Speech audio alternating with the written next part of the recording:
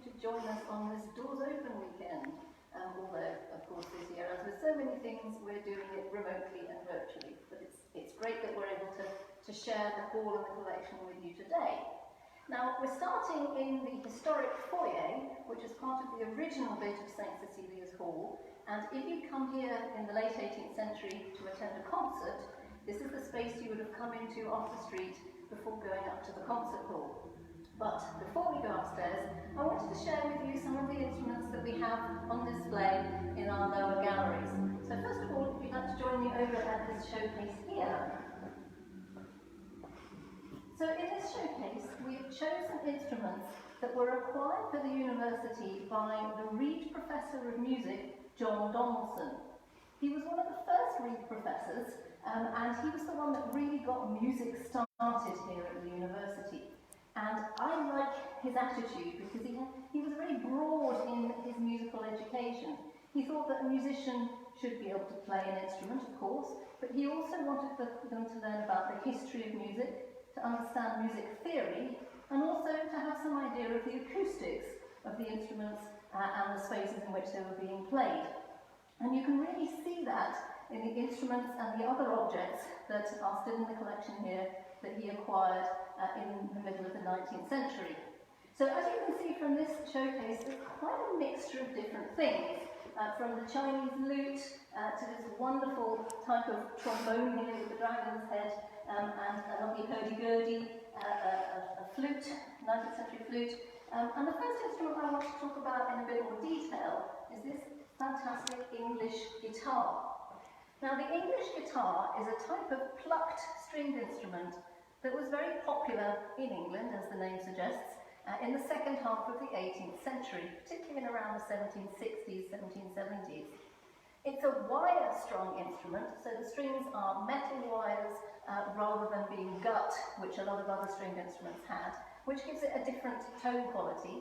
And the English guitar shape is typically this pear shape or droplet shape, if you want to call it that. They do vary a bit, some are more ornate in their outline, but this is a fairly normal type of outline. And these instruments were particularly aimed at amateur musicians. Now, I don't mean amateur in a negative sense, I mean it in the way of people who loved playing music and who wanted to play it in their own homes. So it was marketed particularly at young ladies as well. Of course, the gendering of musical instruments was quite strict back in the 18th century, although there were people that pushed the boundaries, as there always are. So this was something that young ladies were allowed to play, and they could sit there and look very elegant as they strummed away. Now, at the same period, the 1760s, there was another instrument that was becoming really popular in Britain, and of course that was the piano. And there were a lot of people developing piano-related ideas, and this instrument in particular has got a miniature piano mechanism built inside it, which is kind of bringing together the two popular domestic instruments of the day. So what you would do is press down one of the little white keys on the keyboard on the side, and as you did that, a little tiny piano hammer pops up through one of the circular holes in the rows and hits the strings. So you don't have to pluck them with your delicate fingers. Whether this was a necessary thing is up for the individual to judge. Certainly there were 3 makers who thought it was important enough to patent their different ways of approaching this mechanism, and instrument makers didn't tend to take out patents unless they could see some kind of financial gain coming from their outlay at the beginning. So clearly some people thought it was the next big thing. And it saw a brief period of popularity, and then it disappeared. And we see the piano itself becoming much more universal, and we see the Spanish guitar, what we would now call an acoustic guitar or just guitar, really becoming the plucked instrument of choice. So it's an instrument that had a little moment of popularity, it fitted a particular niche, a need at a particular period and place, and then things move on and the instrument falls out of use. And I think it tells us a lot about how people were thinking, which is something that I like about musical instruments. Then in the bottom of this showcase, we have one of Donaldson's acoustical objects. We call this the Donaldson tube, and you can probably see why. The main element of it is this glass tube.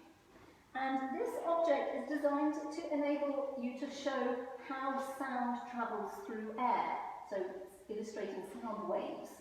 So you would fill the tube with smoke, and then you would get a bow, like a violin bow or a viola bow, and you would select one of the tuning forks positioned at the end of the tube. You would bow that to make it vibrate, and because they vibrate in quite a pure sound, the sound wave would go into the tube, and the particles of smoke would form up into the compression waves that you get as sound travels through air. You could then turn the end piece around and choose a different tuning fork and play a different note, and you can see how the sound waves are a different spacing apart depending on the pitch of your note. So it really helps you to see, to visualise what's going on in the air when we're listening to music. And I think that was one of Donaldson's real aims and real strengths. So we're really delighted to have this on display here on loan from the National Museums of Scotland. And it's one of my favourite things. I have many favourite things. So, thinking about tubing, I'm now going to take you through into the Wolfson Gallery, where we have a whole mixture of different instruments. This is where we kind of have instruments in their family groupings, and we think about the development of an instrument type. And a lot of these instruments are orchestral instruments, so they help us to think about the history of the orchestra. And today I'd like to take you down to the far end and to talk about the trombones. So here we have a wonderful fan of different sized trombones. The size that most people will be used to are the tenor and bass instruments, so the kind of middle and upper instruments, which are the normal ones that you'll find in orchestras today. Now, if I ask a tour group, when they're present, what is it that makes a trombone, most people will say the slide. Did you say the slide? Who knows? And of course, the slide is very important in how you actually play a trombone. It enables you to do slides and has other impacts on the player's technique. But the slide is not what makes the tone quality of the instrument itself. In brass instruments, the things that really determine what it sounds like are how much of the tubing is cylindrical, so how much just is a long straight tube, and how much of it changes diameter, so it might be conical. So those are important, that's one important factor. And the other important factor is the relative width of the tube compared to its length. So is it a short, wide instrument or a long, thin instrument? Those are the two main things that determine what a brass instrument sounds like. Now the trombone happens to be made up from mostly cylindrical tubing. Of course, there's a flared bell at the end where the sound comes out, but the rest of the instrument is pretty much cylindrical, which means that you can have a slide on it and it operates very well. If you try to put a slide on a cone, it doesn't work terribly well because the minute you move it, you get a lot of air leakage, and so the instrument doesn't work very well. So the slide works very well on the actual tubing of the trombone. And you get this whole family of sizes, right from the tiny little soprano one at the bottom there, up to the largest instruments at the top. But of course, you don't have to have a slide on a trombone. You could put valves on it if you wanted to. And in fact, they did. And in the 19th century, it was a valve trombone that you would most often see in places like an orchestra pit in the theatre. Because if you've ever been in an orchestra pit, you'll know that it's usually very cramped. And if you need a lot of space for your slide, it can be a bit awkward. And there's only so many times you can poke the backrest of the violas before they start to object. So having a valve trombone in an orchestra pit was a good thing. They were also used a lot in mounted bands. So if you're trying to play an instrument while riding a horse, that's difficult enough as it is. But if you've got a slide that you're trying to manipulate and trying to avoid being hit by the horse's head, because if you knock your front teeth out, then you've had it. So having valves on an instrument used on a mounted band is also very sensible. And the other time when having valves on a trombone is quite a good thing is when it's a particularly low-pitched instrument. So you need a very long piece of tubing, and your arm is only so long. So there were lots of ideas about how to make double slides and that kind of thing, but arguably it's much simpler to put on a set of valves. So our contrabass trombone here, this vertical bit of tubing with the big bell at the top, is a lovely example of a valved contrabass trombone, which just makes it a bit easier to carry, easier to hold, easier to play. Now, there's another brass instrument here, just behind me, which is a similar sort of pitch to the bottom end trombones, but it's got a very different tone quality. It's not cylindrical at all. It starts off quite narrow, and then gradually along its length, it's getting wider and wider until you have this little bell at the end. So it's got a much, it's hard to describe sound, isn't it? I'd say a fruitier sort of sound than the trombone, although trombones can be fruity as well. It's a very different tone colour. And the other thing you can really notice about it is there's no way you can get a slide to work on this.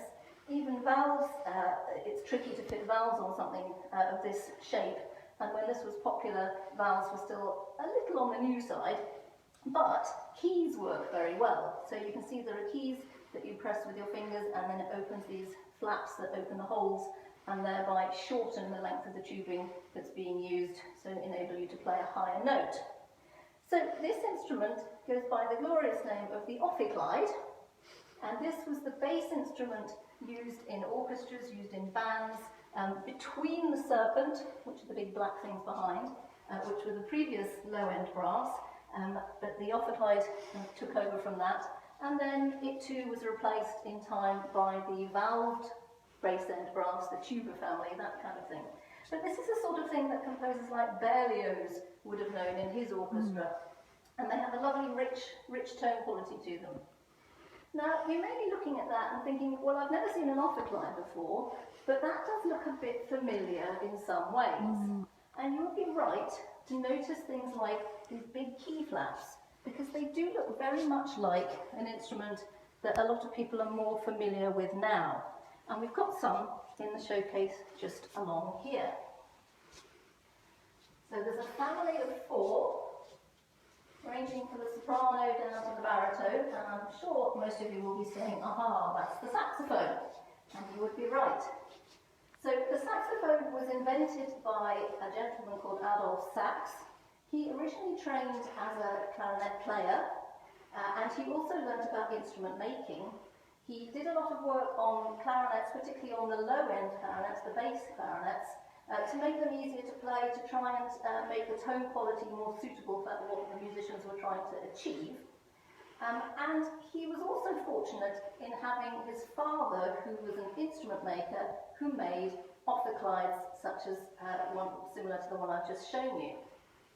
So the story goes that the young Adolf took one of his newly developed bass clarinet mouthpieces and put them on to one of his father's ophicleides, and that was how the saxophone was born.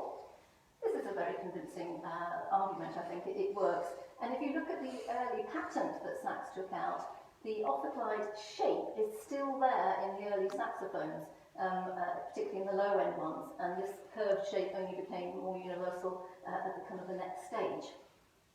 Now, Adolf Sax didn't just simply put the clarinet mouthpiece on the ophicleide, he also did other things. The ophicleide key system is, shall we say, idiosyncratic, unusual, not like any other instrument. So it's quite hard for anyone to pick up and play if they're coming from another instrument. What Sax did was he looked at the types of woodwind instruments that people were playing, clarinets, flutes, that sort of thing, and he modified the systems that people knew from those instruments and put them on the saxophone. So it was much easier for people to learn to play the saxophone if they'd already played another instrument. He was also quite clever in how he got the instrument made popular. Even at this period, the orchestra was quite a fixed ensemble, so getting a new instrument added to the orchestra was virtually impossible, very difficult at least. But he instead aimed at the band market, so the military bands, the theatre bands, which had a bit more flexibility. Often the bandmaster would do the arrangements of the piece so they could cater to whatever they had available. So Sax was able to get his instruments out there, seen by the public, wanted by musicians, and I think it was through those means that his instruments became adopted more widely, whereas others didn't last or maybe fell at the first hurdle. So he was quite clever, I think, in his marketing and that side of things. He not only invented the saxophone, he had lots of other ideas, and we have some sax horns down here, And these, those of you who play in brass bands will say, oh, they look a bit like the tenor horn and that kind of thing. And that's indeed where these sax horns led to. So sax's instruments have been hugely influential to lots of different types of music across the board. It's interesting how we judge success, though, because if you look at his finances, he had quite a few legal disagreements with other instrument makers over who owned the rights to various ideas. So he actually went bankrupt, I think about 3 times during his life. So financially, he was a bit of a disaster. But in terms of his instruments being used and in terms of their longevity, he was hugely successful. So we have to be careful when we're judging a maker or an instrument, what are the things that we're judging them on. Now, I've mentioned instrument families. We've had trombone family, saxophone family, saxophone family, and a lot of instruments come in families. And I'd like now to go down to our woodwind section and to show you an instrument from the flute family. Now, here we have a wonderful cloud of flutes in our flute display. And we can use this display not only to talk about the flute itself, but to talk about other things like the different materials that instrument makers use. You can see just from a quick glance that we've got a range of materials in the showcase here. We've got the dark woods like ebony, we've got some rosewood, we've got boxwood, we've got ivory, and we've even got a glass flute here. And makers and musicians like to try out different materials and see what works. And when I say what works, there's kind of different ways of judging that. What's nice for the maker to work with? What can they carve? What can they shape to make the instrument, to make it in a successful way? And then what does the player like to hold? Is holding a piece of glass going to make us play differently to holding a piece of wood, for example? So there's lots of different things that come into play when you're choosing your materials. Of course, flutes, we're used to the concert flute, like this silver-coloured one here, but flutes come in different sizes too. You sometimes see the little piccolos in orchestras, but then the flute choirs have a whole range going down to the alto and the bass flute. And one of my favourite flutes is the G tenor flute, the second one down in the showcase here, which is our largest flute on display. And it looks just like a late 18th century one-keyed flute that's just been made a bit bigger, and that's exactly what it is. This instrument has the name of Caleb Gedney on it. He's not that widely known himself, but he learnt his trade. He was the apprentice to one of the big London flute makers, Stainsby. So he's within a good tradition, if you like. Stainsby, in his will, states that Gedney can inherit his workshop, but only if he marries his servant, with whom he has 2 children. So it's interesting to see the master getting his apprentice to make an honest woman of the servant, as well as enabling him to carry on the business. So Gedney did actually marry her in the end, whether it was for her own assets or whether it's to inherit the business, we don't know. Let's cut him a bit of slack and hope it's for all the right reasons. We know from a newspaper advert that their 2 children, both daughters, Catherine and Anne Gedney, actually carried on the firm after Caleb himself had died. And they state in this advert that they've been helping him in the business, they've been contributing to the making of flutes, even while he was alive. So it's not often that we can see what women were contributing to musical instrument making firms. So it's lovely to have these little snippets that we can use to build up a picture of what was going on behind the scenes. Because often with musical instruments, you either have nobody's name on it, or you have the male head of the business, who may or may not have actually wielded a chisel or whatever on that occasion. So it helps us to build up a bigger picture of instrument-making firms and how they operated, particularly when they were family firms based in the home, and people of both the male head and wife, any children, were all contributing to the business in different ways. So that's one of my favourite flutes. I think it's a gloriously wonderful large flute. So now I think we'll head upstairs, if Laura can cope with going upstairs while filming. So we're coming back out into the historic foyer, and we'll go up one of the flights in the grand staircase that we would have gone up to the concert room had we been here for a concert in the 18th century. So you might have come in your sedan chair, and you would have climbed out, and your servant would have waited for you in the lake hall downstairs as you came up to enjoy the musical evening.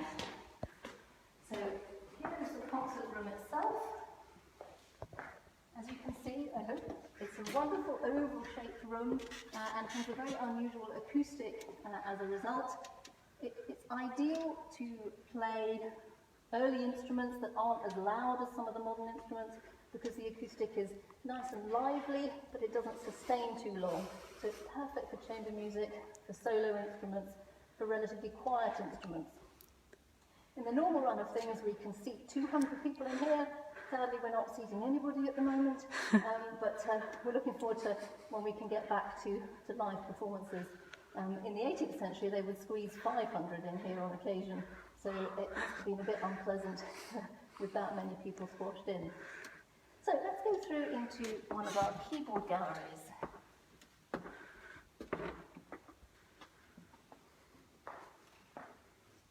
So this is the 1812 gallery. So we call it the 1812 gallery because this part of the building was added to St. Cecilia's Hall by the Masons when they owned it, and it's been used for various purposes over the years. It was a library at one point, and I think it's a rather lovely room to be in.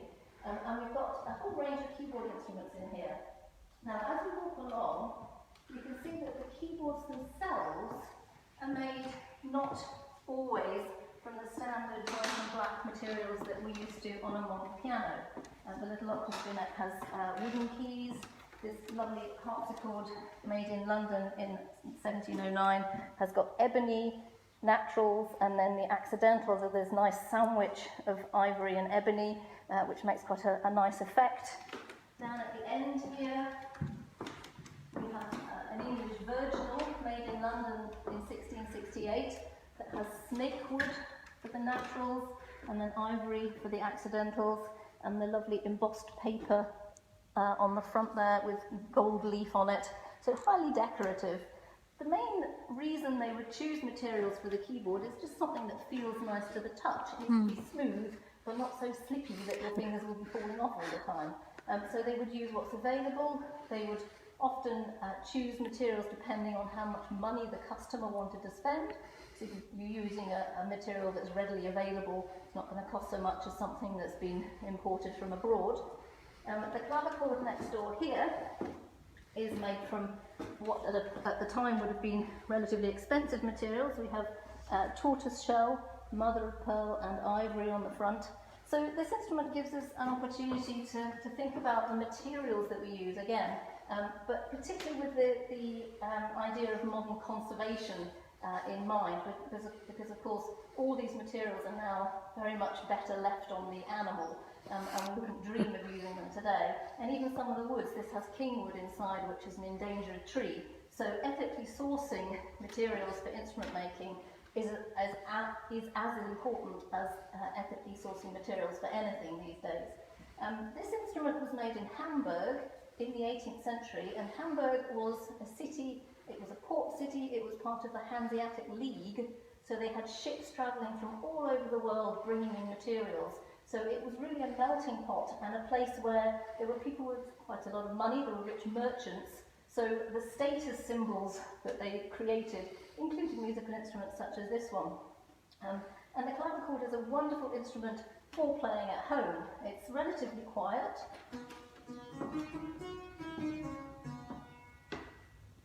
So you can play it in your bedroom at midnight and nobody's going to complain. The mechanism is different to a harpsichord and a piano, because you're hitting the strings. It's a little piece of brass that hits the string.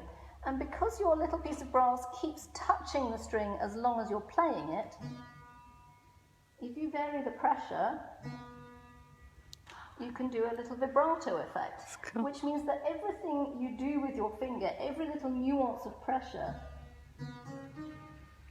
has an impact on the sound. So it's another reason why it's a really good instrument to have at home, because it's really good to practice on. Every little move of your finger finger has an impact on the sound. It's very expressive, it's very beautiful. And I think today we get a little bit tied up with everything being loud, and we forget that there is beauty in the relatively quiet as well in the sound. This is a particularly extravagant one. I get little brown ones as well, which are not quite so over the top as this one, but it is very beautiful. Now, of course, the keyboard itself, the pattern of the keyboard, has had a major impact on music, on Western art music. And the issue of how do you tune these instruments, what exactly do you tune them to, is a huge can of worms that people can get very expert in. Your modern piano is tuned to an equal temperament, where the octaves are perfectly in tune, but everything else is a little bit out of tune. But these instruments were designed to be tuned in different systems, where some keys sound beautifully in tune, they have very pure intervals, and other keys, it's a little bit off, and other keys still can be so bad you really wouldn't use them. But then the composers didn't use them, so it wasn't a problem. But sometimes people wanted to have the option of playing both the flat and the sharp, that in a modern piano you just have a kind of average that covers all bases, or no bases, depending on your perspective. But people have come up with ideas for addressing this in different ways. This instrument here, which is an early 17th century Italian virginal, so it's a plucked instrument like the harpsichord, has some of its accidental notes split into two parts. So you have the flat and the sharp, so you can hear the difference.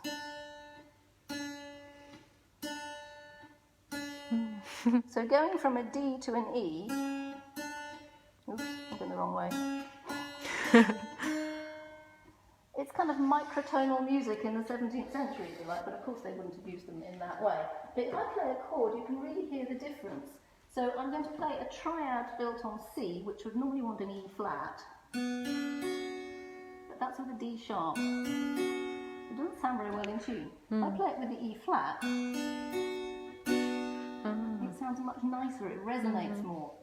On the other hand, if I play a chord that would want a D sharp,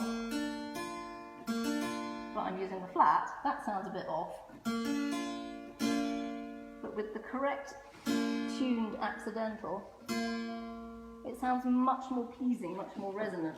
And this enables musicians to really explore this difference in the keys, the different character of the keys, and to play really beautifully in tune in those home keys, which is something you can't do on a modern piano. So instruments like this do offer us ways of exploring the music in different ways. It's got a different thing at the bottom, just to really confuse the player. These split accidentals do a different thing. I can play down chromatically, but then the front notes give me different notes. They give me notes that would normally be further down on the keyboard here. So this is a way of sneaking in a few extra bass notes without taking up lots more space. You wouldn't need a whole lot of extra keyboard down there. And it's nice to have those few extra bass notes. You wouldn't necessarily want the accidentals in the music at that time. The bass line wouldn't be that chromatic. So any accidentals down there might be a waste of money. So having this system is actually very efficient, cost efficient. But again, for the musician, you've got to make sure that you know what you're aiming for and not accidentally play the wrong note. I'm inclined to do at the best of times. So that's given you a bit of an introduction to the kind of things that instruments can tell us, the ways we can think about them, what we can learn from them, and how they can inform our musical choices. We have a lot more instruments on display here. There are about 500 instruments on display at St. Cecilia's Hall, and you can yourself download our app, which is available from our website or from the App Store. It's free to download, and that enables you to do a virtual visit, and there are some of the instruments where there are audio clips that you can listen to on there. We are actually open at the moment a little bit, so Thursdays, Fridays and Saturdays you can book a time to come in. We're controlling the number of people in the building at once, so if you can book a time and come for a visit if you're in the area. And you can also access things like our complete collections database, which has about 5,500 instruments through our website again. So I hope you've enjoyed this little introduction. do visit us virtually or in person as and when you can. But in the meantime, stay well and thank you for being here.